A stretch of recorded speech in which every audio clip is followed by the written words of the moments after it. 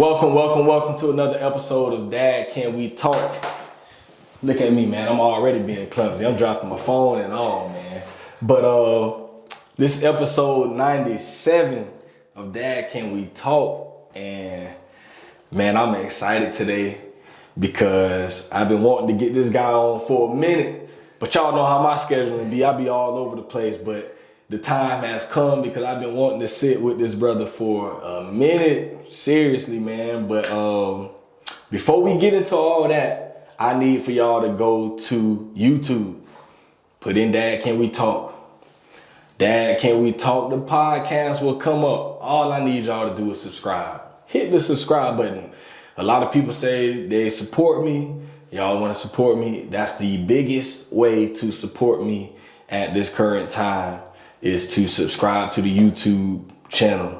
I'm at like 101, 102, so I need about 900 more because in order to be monetized on YouTube, you have to be at 1,000 subscribers. So I'm trying to get that up. I know I'm a little late in the game. I just started posting all my videos like this year, but going forward, I'm trying to have everyone on it there. So every time I drop an episode, it's gonna be directly to YouTube.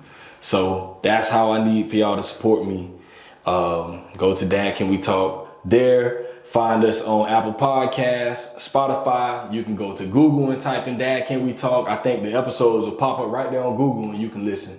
Or you can just simply go to dadcanwetalk.com.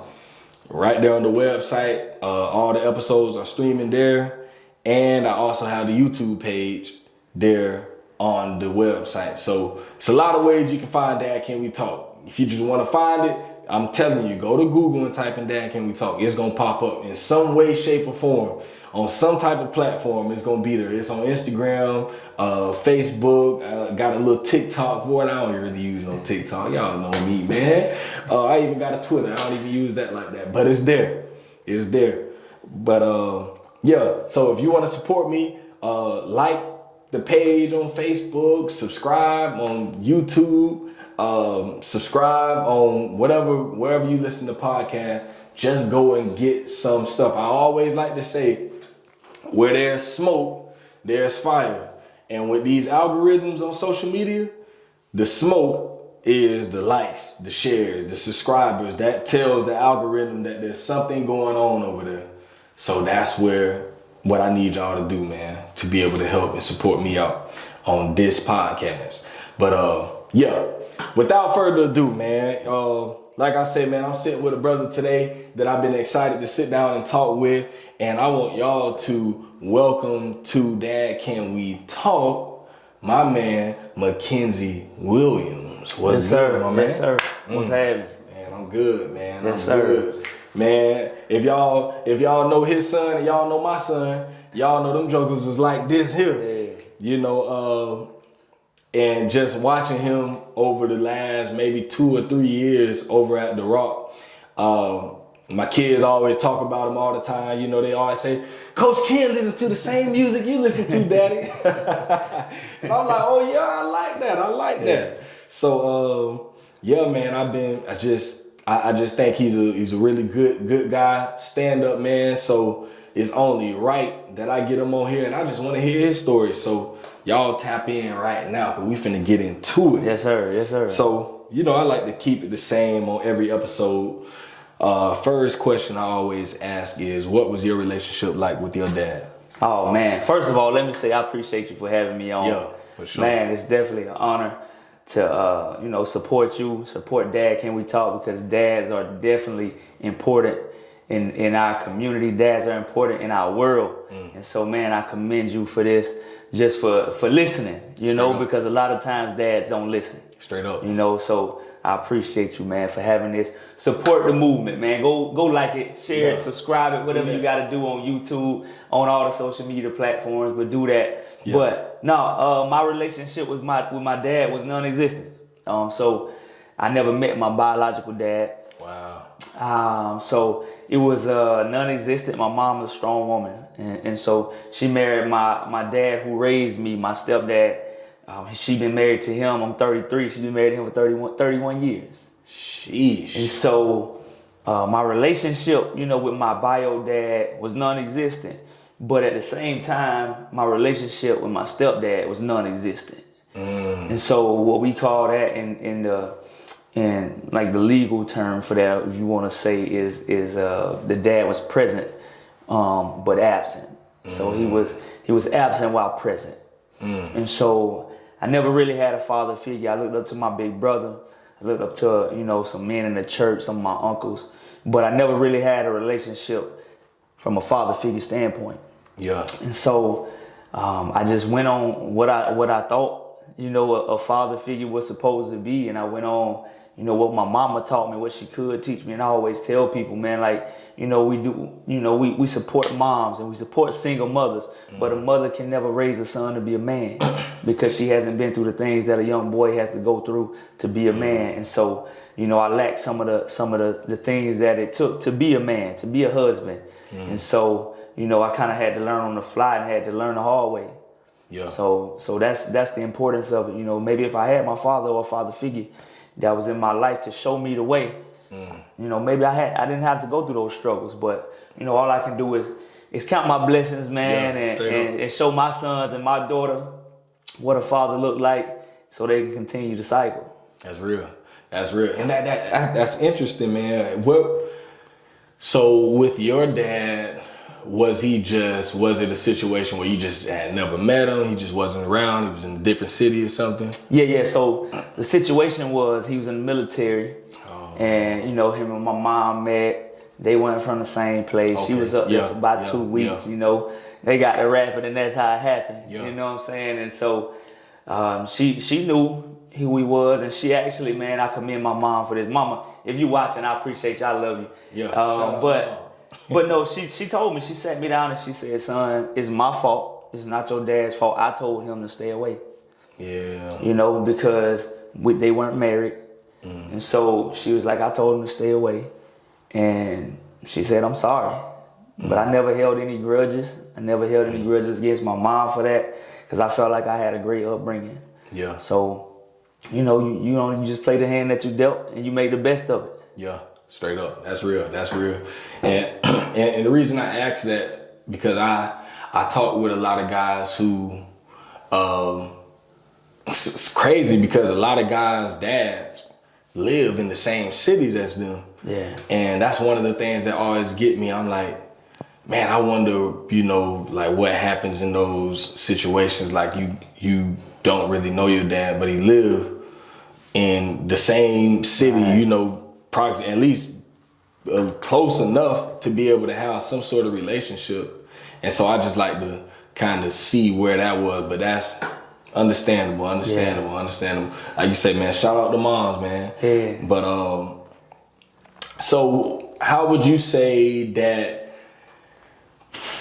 do you think that affected you as you were growing up? Did you ever, where you ain't have like the feelings there, but even with having your stepdad there, like, how would you say that affected you going into, your, those teenage years and going into, after high school and all that? Yeah.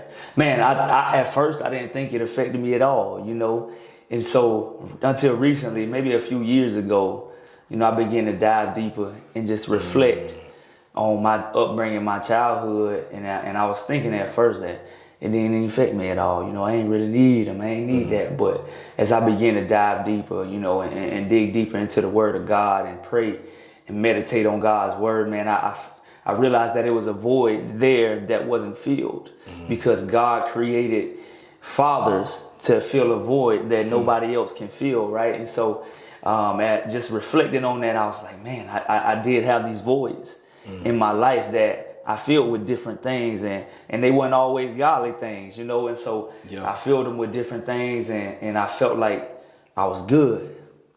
But as I started to look at my kids, and I started to look at other fathers who was in their kids' lives, and I'm like, man, I wish I had that. I wish I could go to my dad and say, can we talk?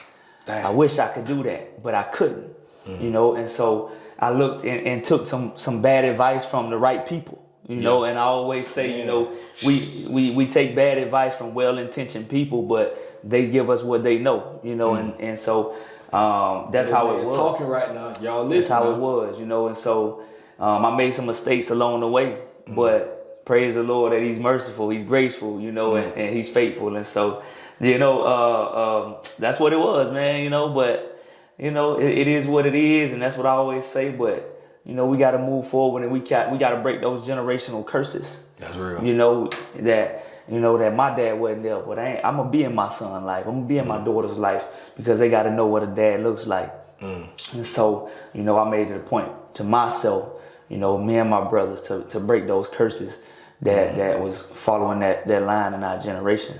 Damn, that's so powerful, man, because maybe back when, because me and you the same age, probably about when I was maybe 26, maybe about 26, 27. I remember I was, we were doing some mentoring out in the community, and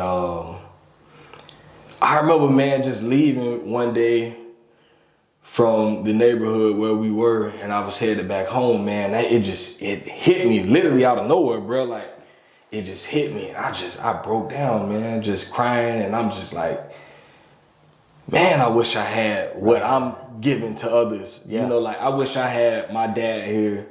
You know, like, I wish I could call my dad right now and just tell him, you know, like, things I have going on. And I like, currently right now, me and my dad were good. He just called me earlier today. Yeah. But, like, back then, you know, we still ain't really have that connection like that, to where I even felt comfortable even calling him, even talking to him about anything, you know, real. Yeah. So is this where it came from? The podcast this is where it sprouted up out of?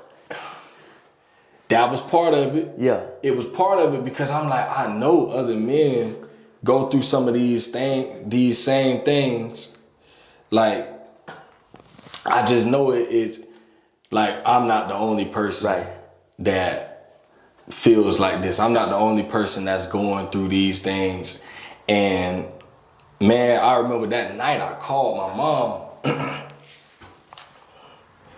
and I was just talking with her, you know, because I cried to my wife, and she just like, shout out. She didn't really know what to say to me. She just like, you know, it's all you. Ain't too much you can do about it. And I called my mom, and my mom was like, well, Shaw, you know, you always had me, and I could talk to her. And I'm like, I ain't saying you wasn't there, Mom. Like, you was everything that I could ask for. Yeah. But all I'm saying is, I just wish that, you know, I had my dad. Like, of course I got uncles, and at the time I had my pastor and all this stuff. It's like, of course I know I got them, but I want to talk with the man that I came from. Come on, yeah. Like, that's who I want to be able to pick up the phone and be like, you know, Pops. Yeah. I'm going through it, Pops. Yeah. Like, you know, and just be able to hear him just give me what I need. Right. You know, and it's funny you say that, because I remember just that moment was like one of those times where I was like, dang, I really don't have my dad here. If I just needed to call him right now, I can't do it. Yeah. And I think it hurt me, man. It hurt. You know, but over the years, you know, we, maybe about 2019, we started, you know, we had some real talks. Yeah. I let him know a couple of things, and, you know, we at a point now where we talk, you know, every week. You know, I call him and just, you know, even if it's just, what's up, Pops? Like, he ain't want that. He called, what's up, son? You all right? Yeah, I'm good. Let's do a podcast. Straight up. Boom, boom, and that's it. Yeah. You know, and it just feel good to know that my dad called me and he thinking about me. And I be telling him that, like, bro, sometimes it's just, you ain't always got to need something, bro. Just call me to make sure I'm all right, bro. Yeah, you know what's funny about that, man, is that not having a dad there affects your relationship with other people. Man. And so, man, like, I have a spiritual father, and that he fathers me, you know, in the word of God and in all things God. And so we have a yearly meeting that we call his sons meeting, where all his spiritual sons and our wives come together, and we live under one roof for 3 days. Yeah. And man, we have breakout sessions and marriage sessions and just worship sessions, you know. And Man, I love that dude, man. I love him, but it wasn't until he started fathering me about 6 or 7 years ago that I found that I had a hard time calling him dad or calling him pops or calling him whatever the father figure name I wanted to call him. And so I'm like, man, if I really had, you know, a dad there and I could call my daddy, you know, it wouldn't feel so awkward to say, all right, what's up, pops? You know, what's up? And so I was kind of just contemplating that in my mind, but I'm like, you know, he's a father figure to me, and I respect this man as such, and he done gave me wise and sound advice. And so I'm like, man, I got to show him his respect and get over my insecurities from what I was given because I didn't have a father. And I'm like, man, you got to, you know, if you're not comfortable with it, it is what it is, you know, call him by his name, but he deserved that respect because he's fathering me. And so, you know, I call him Pops now, you know, what's up, Pops, man, what's going on? You know, we have real conversation, like you said, but it just it's crazy how not having that father there, man, just affects people. And I think, you know, we got to do a better job of making sure that we highlight fathers. So that's why I appreciate you for this, man, because fathers get overlooked, even in cartoons, even in TV shows now, you know what I'm saying? Like we get overlooked. And we just, it's like we insignificant. But that ain't how it's supposed to be, you know? God created the Godhead. God, fathers, then everything else come behind that. And so I think that's why Satan always tries to tear the fathers away from the families, you know, because if no father in the house, then it's outside the order of God and the way that God created it. And so I just want to encourage all the fathers, man, be in your kids' lives, even if it ain't going right with your baby mama, with whoever, be in those kids' lives, man, because they need you, and give them sound advice and make sure you listen. Straight, man. Make sure you listen, man. And I never forget one time, man, MJ, my son's 6, by the way, but he told me, man, when he was about 4, and I'm still learning how to raise kids. I'm still learning how to talk to my kids. You know what I'm saying? And so I've always been a coach. And so I always kind of talk loud when I start, you know. But I ain't yelling, but I'm talking loud. I don't even realize it. And my son told me, MJ, one day, he said, Dad, why you always yelling? And I'm like, what you talking about? He was like, you always yelling. He said, I don't want you to yell at me when you talk to me. I want you to just talk to me regular. And when he said that, I'm like, all right, son, I won't do my best not to yell at you no more, because he didn't respond well to that.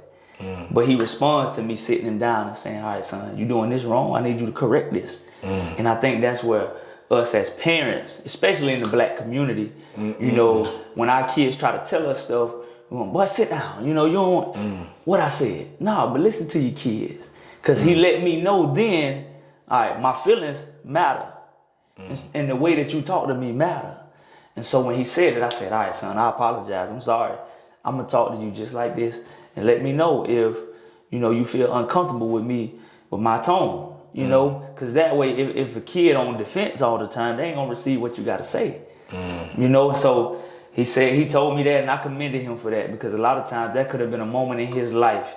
If I'd have shut him down, he'd have never told me nothing else. Because he remember when he tried to tell his daddy something, but I ain't listen. And so I just want to encourage us, man, just listen to your kids, you know. And so, you know, what I found out too, man, is my mama used to tell me, whenever I asked her a question, she'd tell me to do something, I say, why? You know, in our community, boy, you don't ask your parents why. You don't say why. What? That's like a cuss word. That's a cuss word, right? And so when I asked my mama why, she said, because I said so. Nothing else.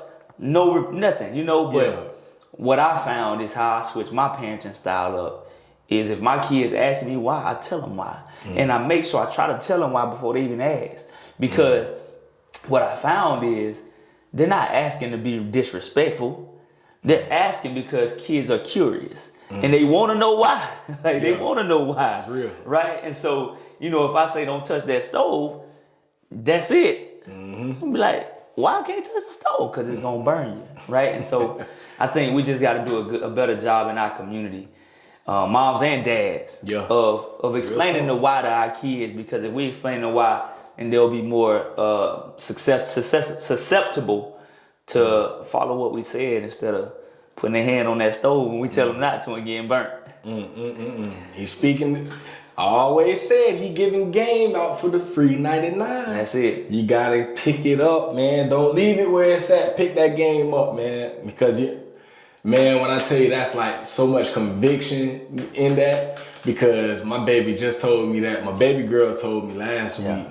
It was the other day or something. We were doing something, and I did yell at him because I was just like, I think I just came home from work and it was something. I think they had something on the floor, some crumbs. Right. And I'm like, y'all just gonna look at the crumbs? And then she said, Daddy, why you gotta yell? Yeah. I was like, because if I don't yell, y'all ain't gonna hear me. Right. And then she was like, well, Daddy, you can just say it. Yeah. And you know, for me, I'm already kind of upset. I'm like, man, whatever.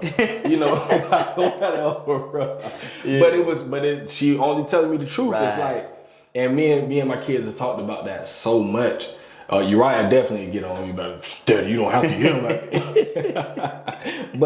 But everything, a lot of the stuff they be saying be so true. At times we don't be wanting to hear that. Right. Because, you know, the conviction. Yeah. You know, because a lot of times our kids be done told us stuff, or we would even tell them certain things, you know, I ain't gonna do this, or I won't say this. Yeah.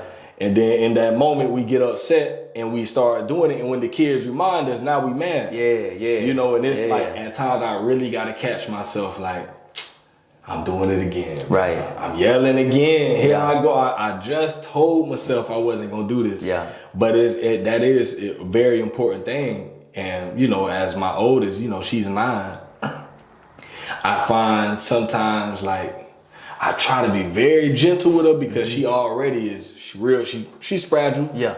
You know, you gotta be real careful with her. And at times, man, I feel like I get her to a point to where she don't be wanting it. She just like, I don't even want to talk. Yeah. You ain't gonna hear me, Daddy. Right. And I'll just be like, you know, I pull it back. Yeah. All right, let me go sit here. I'm gonna sit here and talk with her and really have those conversations. And I asked her one day, I was like, why does it seem like when you're in school, you can listen to everything the teachers tell you? Right. It's simple for y'all. Yeah. All of y'all do that. But when you home, I gotta say things 2 and 3 and 4 and 5 times. Yeah. And it's simple stuff I'm asking y'all. And she was like, well, Daddy, at school, the teachers don't yell at us and they don't say mean things. Yeah.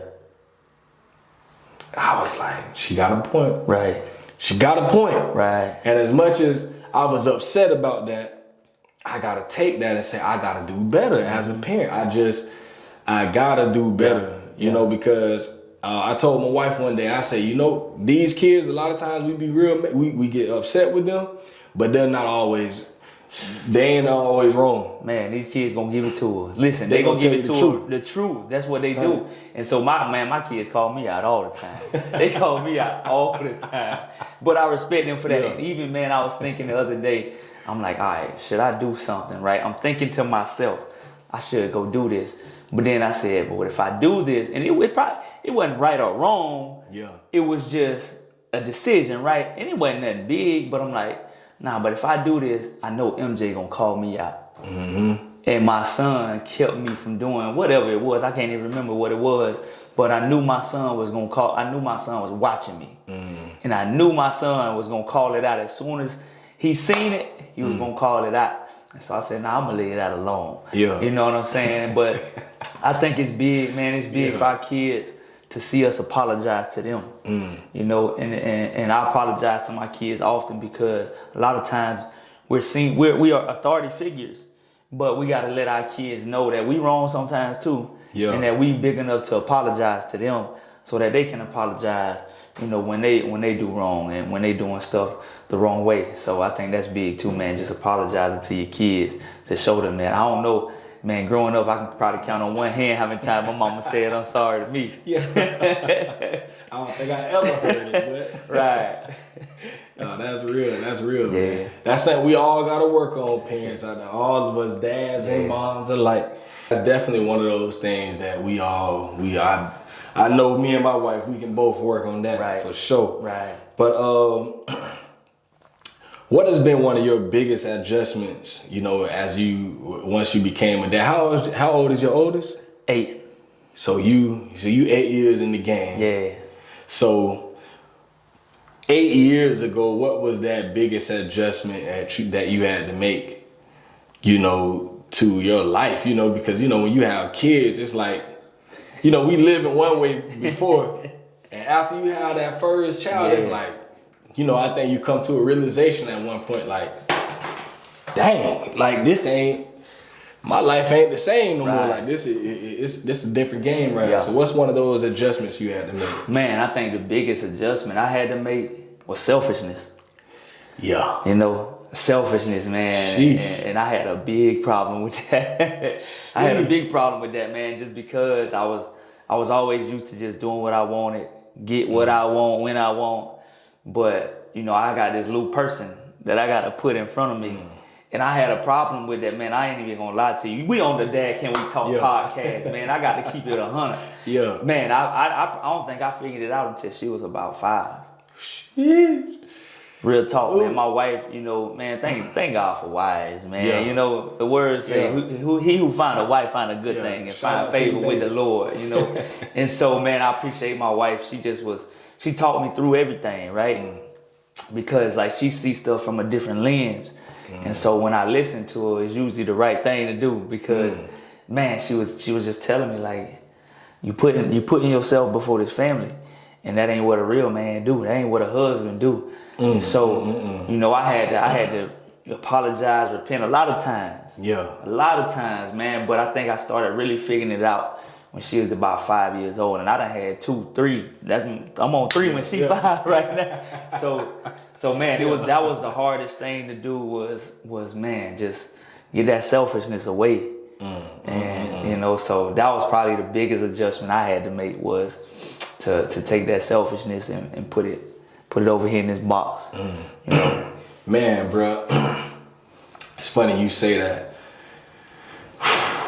We're gonna have to segue into this marriage thing because, man, it's crazy. You know, me and my wife, we've been going through it. We've been going maybe the last year now. We was really going through it pretty rough. Yeah. Especially this year. And we had a talk one night a couple of weeks back, maybe like a couple months back. And one thing that my wife said to me, and it cut me, and I'm like, dang.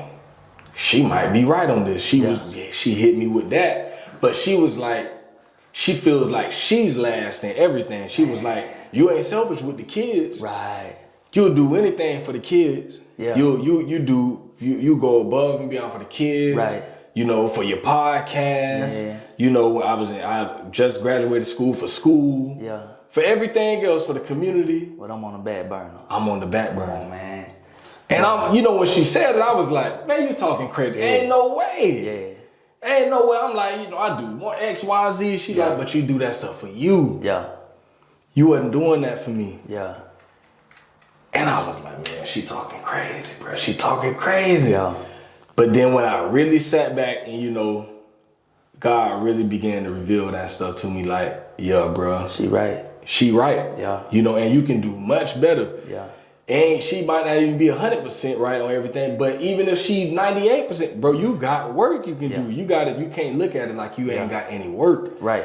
And when she said the bread, that's when it all clicked for me. I'm like, man, I got to do better. Yeah. I got to do better when it comes to my wife, because she should be above all that. Right. You know? Yeah. And man. So how long have you been married? 9 years. So you 9 years. You just hit 10 this year.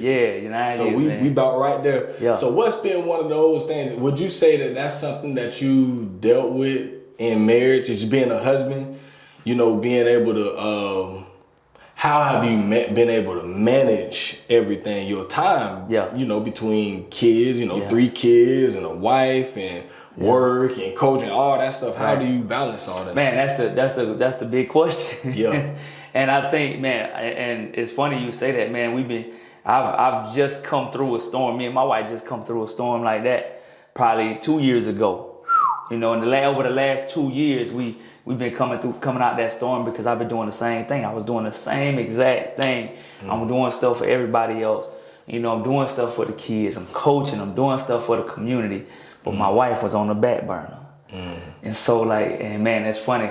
And cause we ain't the only ones, you know, but sometimes as men, we feel like we ain't got nobody we can talk to about it, right? For real. But we all go through something, right? Something like that. And so I think that's it, man. It's just managing the time. But so I began to read the word, man. Shout out to the word of God, man. Like God, the word will convict you, man. You know, that's why the Bible says sharper than any two-edged sword, right?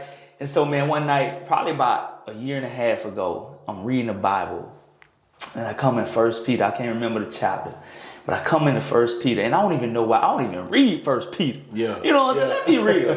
Yeah, I'm a minister. I preach the word of God, but I don't even get in 1 Peter like that, man. Let's be real. I don't even get in 1 Peter, but I know it's the Holy Spirit that had to lead me to 1 Peter, man. And I'm reading, and the Bible says, a husband is supposed to honor his wife, right? Even though she's weaker than us, we treat her as the same. And then at the end of the scripture, it said, because if you don't, your prayers will be hindered. And man, when I saw that, I called my wife in the room, like, baby, come here. I said, I'm sorry. I said, I apologize. Because my prayers been hindered. Because I haven't been treating you how I'm supposed to be treating you. Right. I'm not holding you to this standard that the words say hold it to, right? Because the Bible says that we're supposed to love our wives the way we love ourselves. And so I wasn't doing that. I was just loving me. Yeah. I wasn't loving my wife the way I was supposed to love her. And so, man, I got convicted with that. And so I began to just tell her, like, I'm gonna treat you the way you need to be treated. Straight up. You know, and so, you know, I just began to be intentional about doing stuff for her and spending time with her, man. And I'm like, man, for me, like, I don't want my wife I want her to feel like she the most special person in the world. And I tell her every day, I tell her often, I'm like, you my favorite person in the world. Yeah. You feel what I'm saying? Like, and so the Lord did a shift in my heart. And so, man, I was praying while we was going through what we was going through. You know, I was praying and I was like, God, change her heart, right? Yeah. I said, God, change her heart. And as I'm praying, man, I just hear the Lord say, I don't need to change her heart. I need to change your heart. Yeah. And so I'm like, you right. Yeah. Like, Lord, change my heart, you know, so I can have that unconditional love for my wife that she has for me. You know, and so during those rough times, man, I saw a love of God shine through my wife that I had never seen before. And so she actually brought me closer to God through just loving me through my problems and through the problems we was going through, because I was just used to seeing people, you know, treat me how I was treating them. But I was putting her on the back burner, putting her down on the list, but she kept me at the front. And so, you know, that's why the Lord honored her. You know, and I believe that's why we still together today, because she did her part, right? She did her part in marriage. She honored her husband. She respected her husband. Shout out to my wife, man. Yeah. Shout out to Shawana Williams. Okay. Shout out to my wife, man. And I was talking to a young man the other day, and he's thinking about getting married. I think he's like 26. He's thinking about getting married. And I said, I'm gonna ask you this question. I said, how does she make you feel? And he was like, I don't know, I ain't never been asked that question before, right? Yeah. So he's like, I gotta think about that. And I said, man, this how I know my wife is, she the one, right? Like, I said, she made me feel like I could jump off the roof and fly. Like, when she believe in me, when a woman believe in you, yeah, boy, ain't nothing like it. Ain't nothing like it, right? And so I'm like, man, and a lot of people don't know my story, but when we first moved to Gainesville 5 years ago, God told me to move to Gainesville. And so when we moved, I picked up everything. I ain't have a job. I ain't have nothing here. I ain't know nobody like that but her family. And so the first 7-8 months that we were here, I was a stay-at-home dad. And so, man, it was tough. It was tough for me because I couldn't find a job and I couldn't do all these things, right? And so, long story short is that I had to realize that my value didn't come from money. because I was teaching my kids how to read at 3 years old and 2 years old. Right. They knew how to read. They knew how to write. They knew how to do math. They knew how to do all this. But I thought my value was in money. But my value to my family exceeded money. And so, man, I never forget, we would go out to restaurants and I ain't working, so I ain't got no money. And so, man, when the check comes, she slide me the debit card under the table. Yeah. So I can pay for it. So I can feel like a man that I pay for my kids and my wife food. You feel me? And so when she did that, man, like that let me know that she respect me, and she never try to tear me down and make me feel less than. That's real. And so, you know, I just explained that to the young man, like, man, listen, when she make you feel like a man, even though when you don't feel like a man, that's how you know you got one. Well, you got one. Yeah. And the young man, listen to it, man. Listen, the man giving you the game. Yeah. And he ain't said not one thing wrong yet. So yeah, just listen to him. Yeah. That, cause man, bro, listen, that's one of those things, man. And at times we can lose focus, especially when it comes to marriage. Like when you said something so important, when you start feeling less of a man. Yeah. You know, your wife don't be looking at you like that sometimes. Your kids don't be looking. Sometimes it don't be nobody looking at you like that. Yeah. You look at yourself like that. And because of and that's something that I've really struggled with over the years, is I beat myself down so much. Yeah. To the point to where I feel like everybody else doing the same thing. And I'm like, well, nobody ain't, where really ain't nobody saying anything. It's me. Yeah. I'm the person saying all these things. Man, Bizzle got a song called, he released it last year, man, on the album. On the song, he talked about how he didn't love himself. Yeah.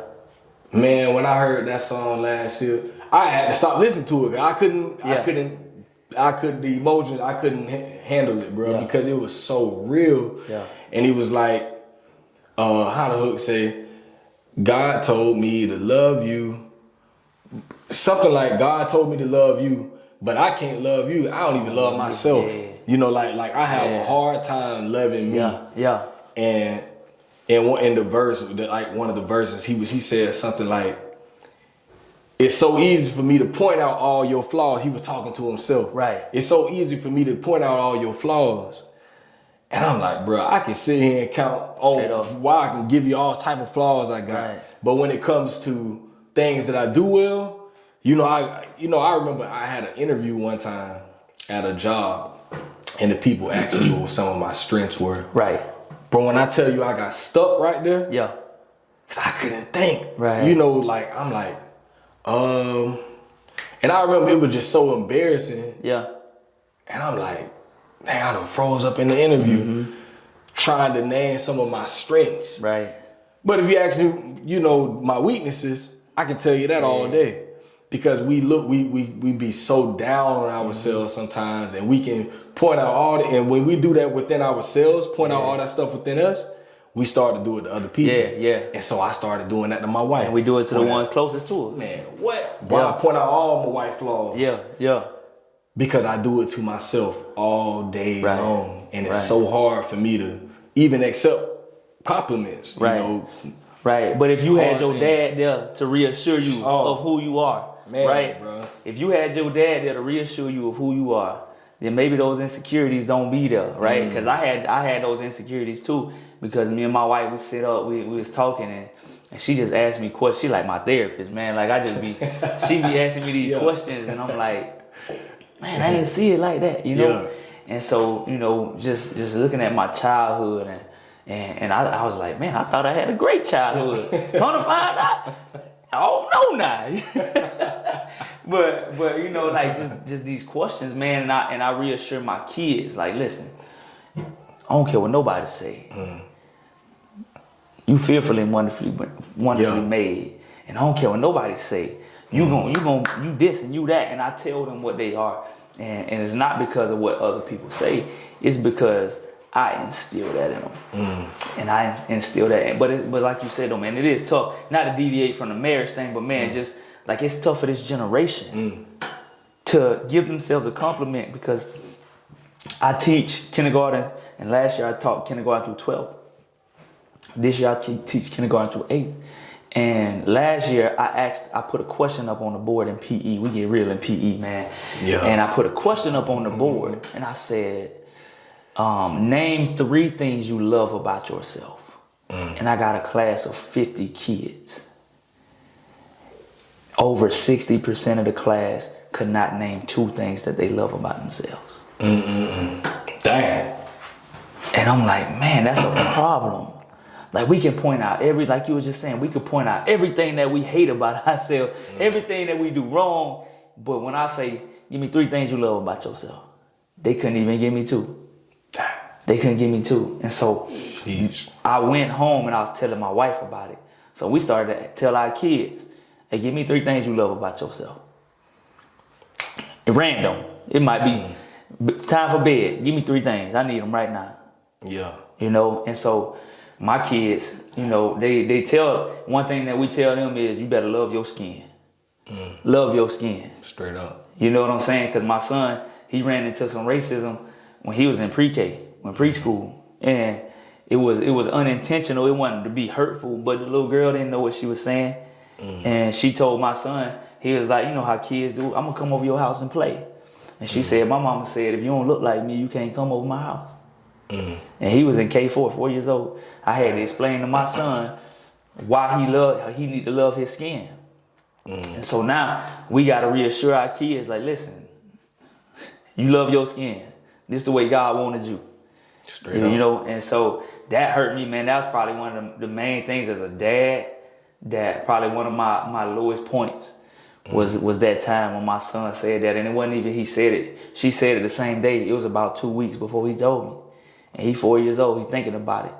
Damn. And so, man, I cried for like 3 days just because where I grew up, it's a lot of racism, you know, and I had to deal with that. And so I knew it was going to come a day that I had to teach my kids about it, but I didn't think it was going to come at 4 years old, man. So, you know, so it hurt me, but, you know, it's always a teaching point. It's always a lesson that we can teach our kids, that we can teach ourselves, man. Because I felt, you know, like, man, I let my guard down.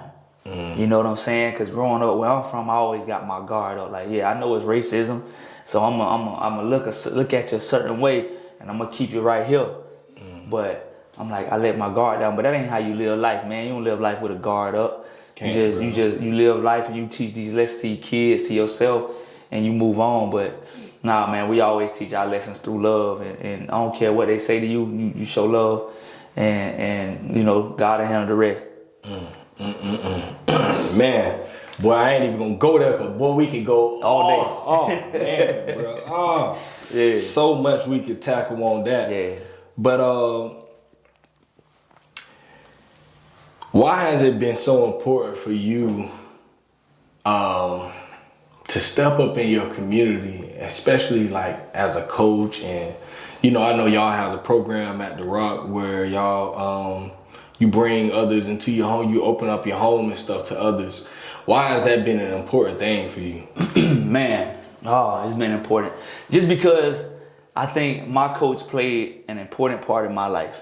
And my coach, shout out to Joe Hayes, man. Joe Hayes, that's my boy, man. He my son, God's daddy. And he's a white man.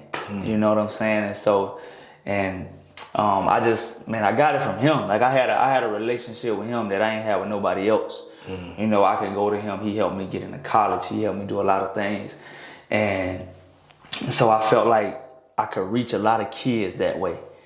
So when I got into coaching, that's what I did. I just helped these kids, man. And because I feel, even if they have a parent and a father in the house, you know, it takes a village.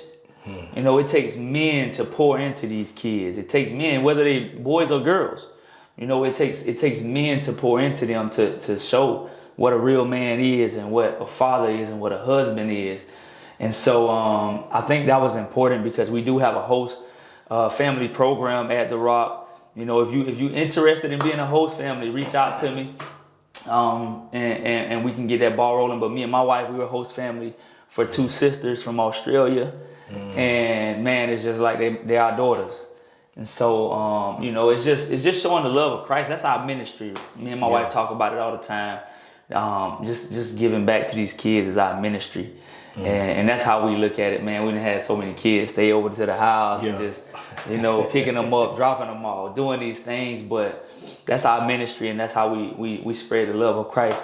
You know, I always tell people, you can tell people you're a Christian, you believe in God, but if you don't live that way, ain't nobody gonna believe you. Boy, straight up. So I think just the way you know, that I could affect these kids and help steer them in the right direction, you know. And so I think that was the biggest thing for me. That's real. That's real. When I heard about that program, I was like, wow, that's big, man, because that's, you know, even for like someone like you, that's like another step of fatherhood, you know, because now you ain't just being a father to, you know, your own children in your house. Right.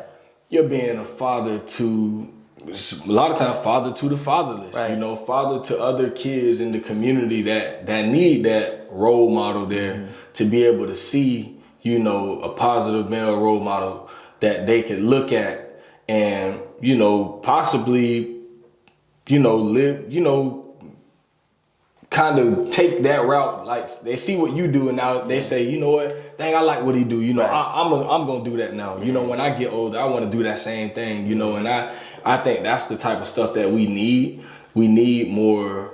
We just need those role models. I remember growing up, that was something the role models that I seen. I was like, I saw what I saw, so I kind of wanted to be what I wanted to be because of everything I saw, whether it be TV.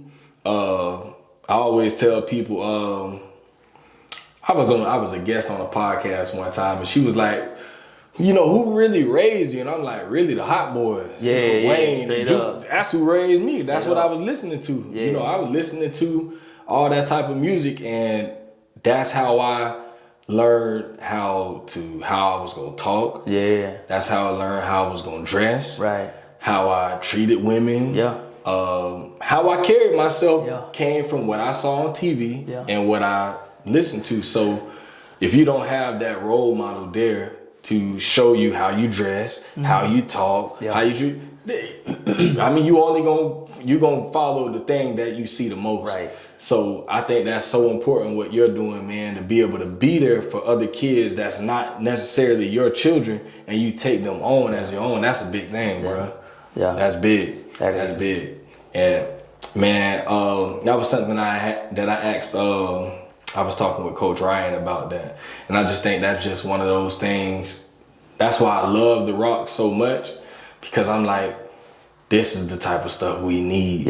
You know, we truly do need programs like this, and to see, you know, you, Coach Ryan, Coach Harden, just to see the role, the models of men at the school. I'm like, you need this. You got to be able to have this on the campus where you see men, because I even think, even as I was younger, walking around school, I ain't see too many men.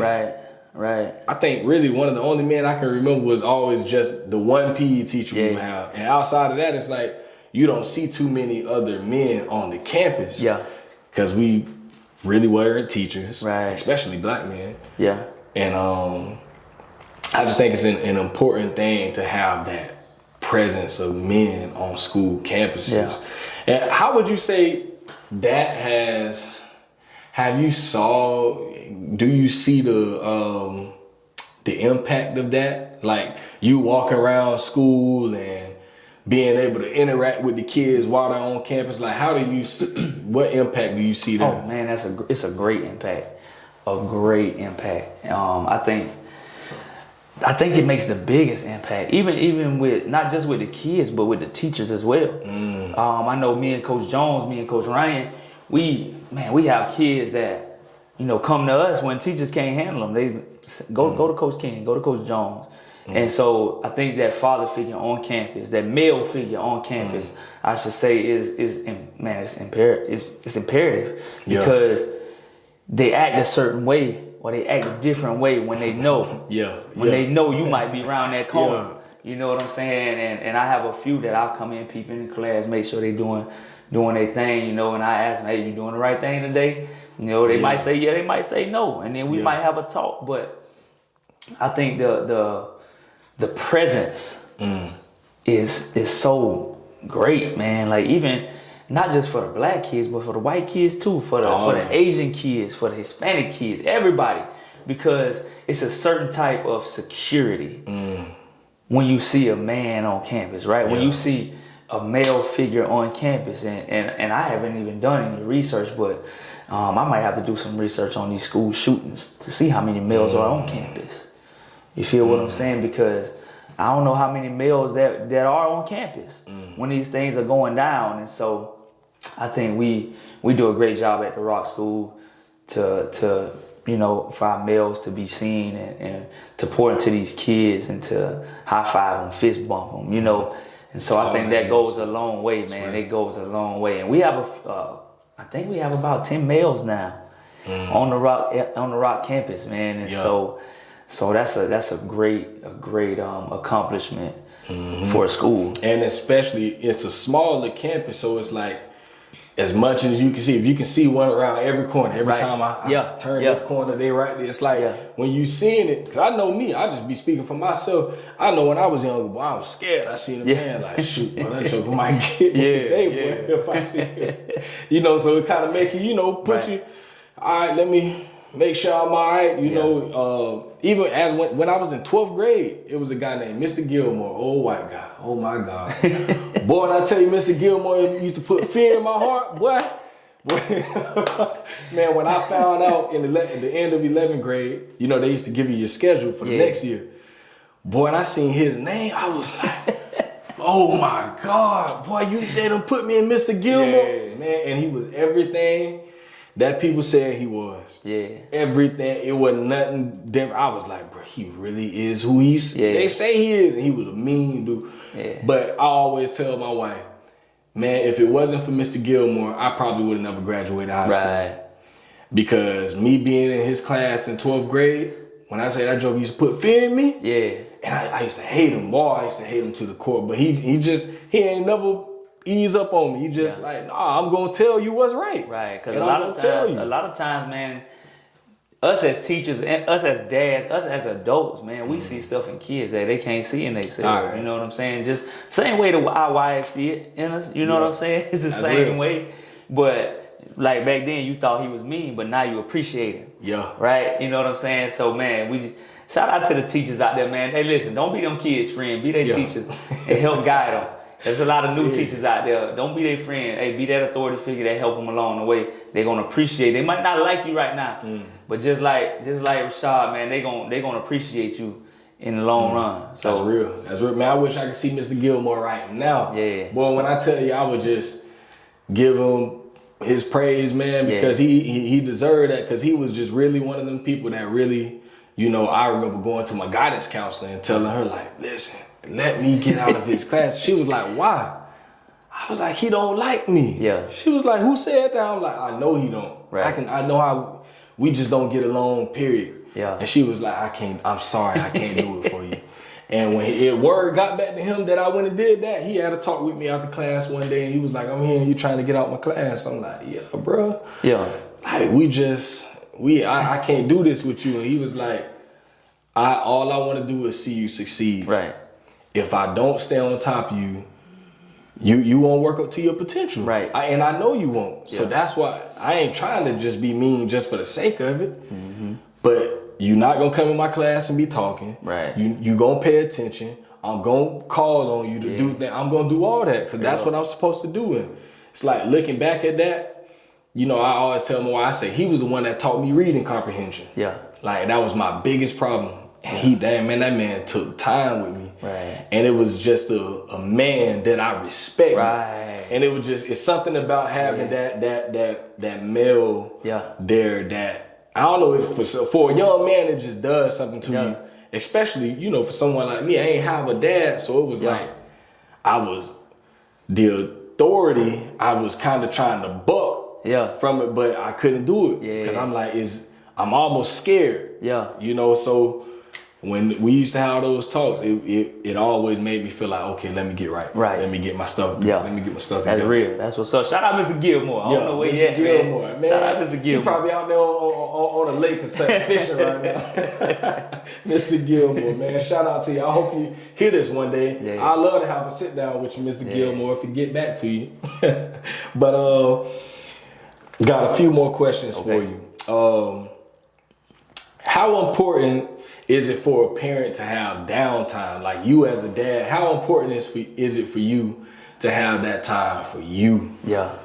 Excluding your wife, excluding the kids, it's just time for you. Man, I think it's important. It's really important. You know, because we give and give and give and give and give, right?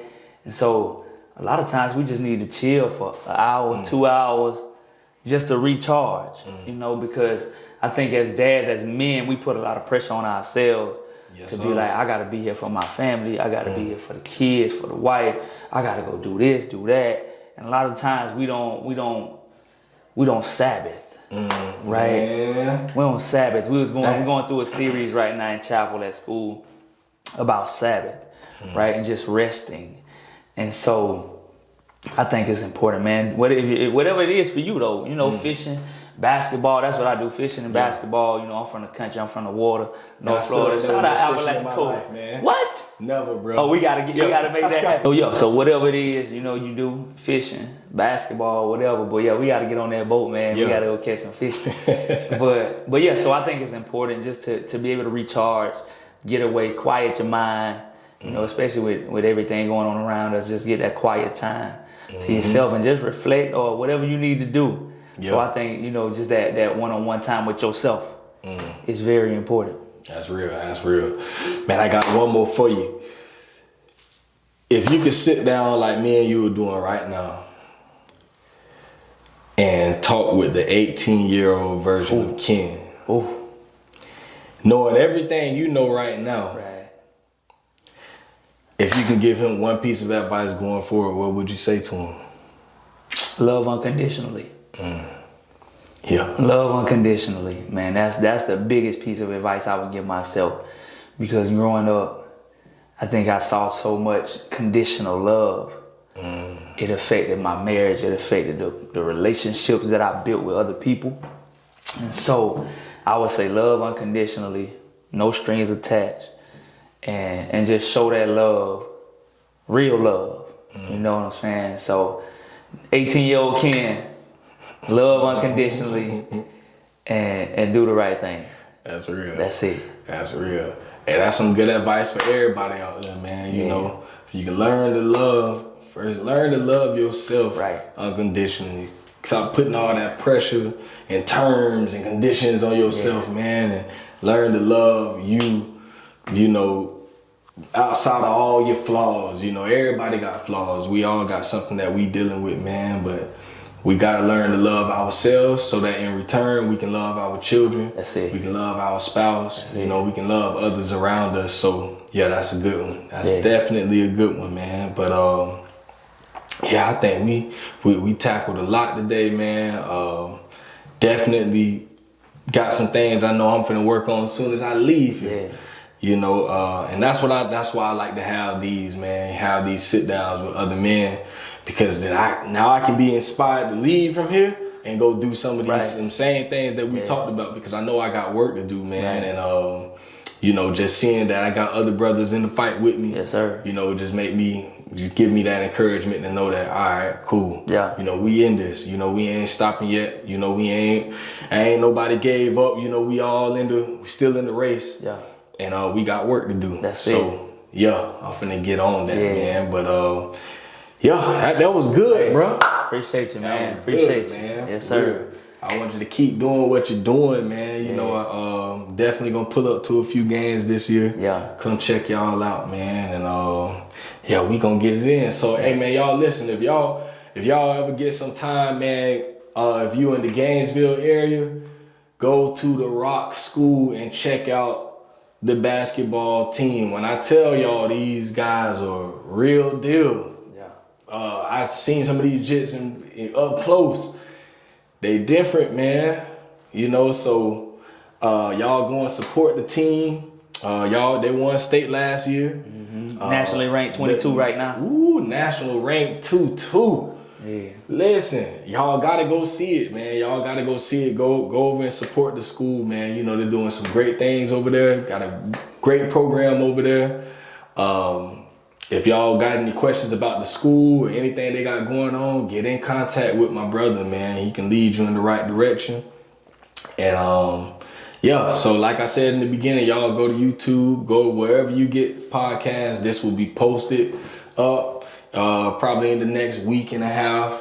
Hopefully I can get them processed down a little fast. I'll be all over the place. But by next week, a week and a half, I have this posted. It'll be all over YouTube, Spotify, Apple Podcasts, Google Podcasts, Radio Public, all type of stuff, man. It'll be on the website also at dadcanwetalk.com. So y'all go and find that. Y'all continue to support, and y'all stay on the lookout.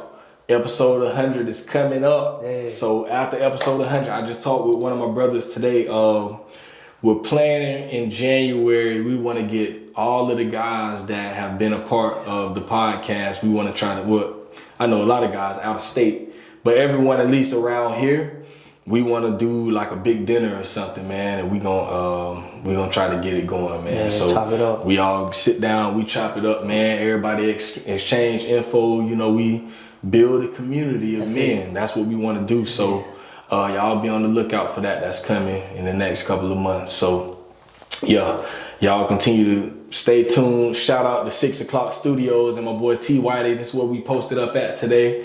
So y'all go and find 6 O'Clock Studios on Instagram, on Facebook, and follow, man. You know, they always putting out content. If you need a video done, if you need some studio time, I think Whitey do shirts, do all types of stuff, man. Get with him. He does graphics also. So if you need any of that, get in contact with 6 O'Clock Studios or T Whitey on social media. So without further ado, man, we finna get up out of here. We got families to get back to. So yeah, until the next time, we out of here. Dad, Can We Talk? Episode 97. We out.